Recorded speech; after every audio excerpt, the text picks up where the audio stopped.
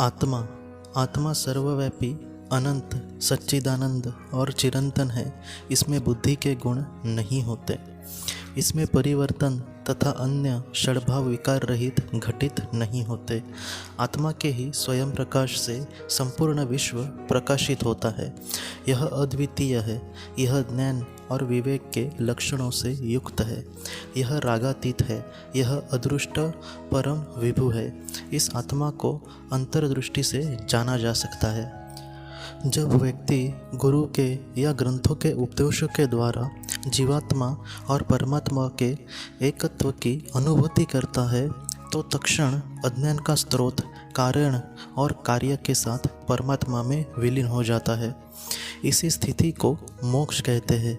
आत्मा चिरमुक्त होती है। इस शरीर को संसार वृक्ष का मूल कहा गया है। इस शरीर के ही माध्यम से आत्मा पुत्रों एवं संबंधियों के संपर्क में आती है। अगर शरीर की सत्ता न हो तो असंग आत्मा के लिए पुत्रों और संबंधियों के प्रति कोई संबंध कैसे हो सकता है। माया, शरीर को ही आत्मा समझने की त्रुटि माया है। यह माया ही संसार की सृष्टि के लिए उत्तरदायी है। माया के दो रूप है, विक्षेप और आवरण। विक्षेप के द्वारा माया महत्व से लेकर ब्रह्मा तक सारे संसार की तथा साथ ही स्थूल और सूक्ष्म शरीरों की सर्जना करती है। आवरण के द्वारा माया आत्मा के ज्ञान को ढक देती है। जैसे मिथ्या कल्पना के द्वारा एक रस्सी को सांप समझने की त्रुटि हो जाती है, उसी प्रकार माया की शक्ति से शुद्ध परम आत्मा को यह संसार समझने का भ्रम हो जाता है। यदि हम गंभीरता से विचार करें तो संसार तिरोहित हो जाएगा, मात्र ब्रह्म शेष रहेगा। जिस प्रकार स्वप्न में देखी गई वस्तुएं और मन के द्वारा निर्मित आकाश कुसुम यथार्थ नहीं होते, वैसे ही मनुष्य जो कुछ सदैव देखता, सुनता या सोचता है वह अयथार्थ होता है। जैसे सांप के द्वारा पकड़ा गया हुआ मेंढक जिसका आधा शरीर सांप ने लिया है, सांप के मुंह में बैठकर भी जीभ हिलाकर आसपास उड़ती हुई छोटी छोटी मक्खियों को पकड़ने का प्रयास करता है, उसी प्रकार कालसर्प के द्वारा पकड़े जाने पर भी मनुष्य क्षणभंगुर इंद्रिय सुखों की खोज करता है। वह इन्हें प्राप्त करने के लिए रात दिन कठिन परिश्रम करता है और भारी कष्ट उठाता है। जिन दार्शनिकों का मन मेरी अपनी माया के द्वारा विभ्रमित है, वे मुझे, जिसने यह मानव शरीर धारण किया है, नहीं पहचान सकते। वे सोचते हैं कि मैं हर्ष और विषाद से प्रभावित हूँ। यह मिथ्या विचार कि यह शरीर आदि ही आत्मा है, माया है तथा आत्मा को शरीर से अभिन्न मानने के कारण ही यह संसार मानसिक रूप से निर्मित हुआ है। इस संसार का कोई पृथक अस्तित्व नहीं है। यह तो हमारी कल्पना में उसी प्रकार अस्तित्ववान है जैसे हम रस्सी में सर्प का अस्तित्व कल्पित कर लेते हैं। जब तुम नेति नेति की प्रक्रिया से परमात्मा को जानने में समर्थ होते हो, तभी तुम समस्त कर्मों का त्याग कर सकते हो, अन्यथा तुम्हें अपने कर्तव्य का पालन करते रहना होगा।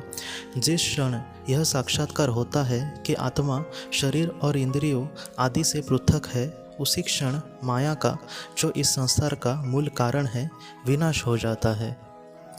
तर्कों से तथा श्रुतियों के अध्ययन से, वासनाओं से परिपूर्ण इस माया का नाश कैसे हो सकता है? यह कभी भी संभव नहीं। केवल परम ज्ञान से इसका विनाश किया जा सकता है तथा उसके उपरांत उसके पुनः लौटने का कोई भय नहीं होता। मैं ही शरीर हूँ, ऐसा विचार अविद्या है तथा यही भ्रम की जननी है।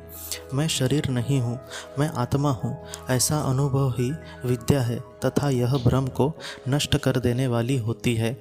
अविद्या संसार का ही कारण है तथा विद्या संसार का विनाशक है।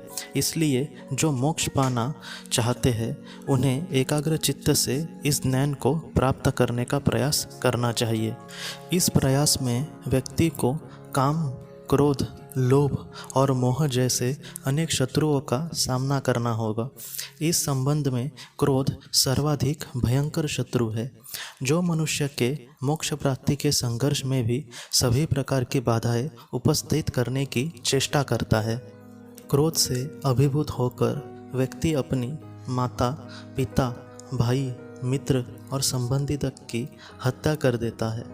उसके लिए ऐसे अवसर भी प्रायः आएंगे जब वह क्रोध की प्रेरणा से किए गए कार्यों के लिए पश्चाताप करेगा।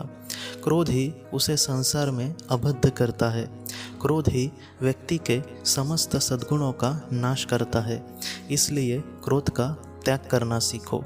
वस्तुतः क्रोध ही महान शत्रु यम है तथा लोभ यह वैतरणी है, जिसे पार करना अत्यंत दुष्कर है। संतोष नंदनवन है तथा शांति कामधेनु है।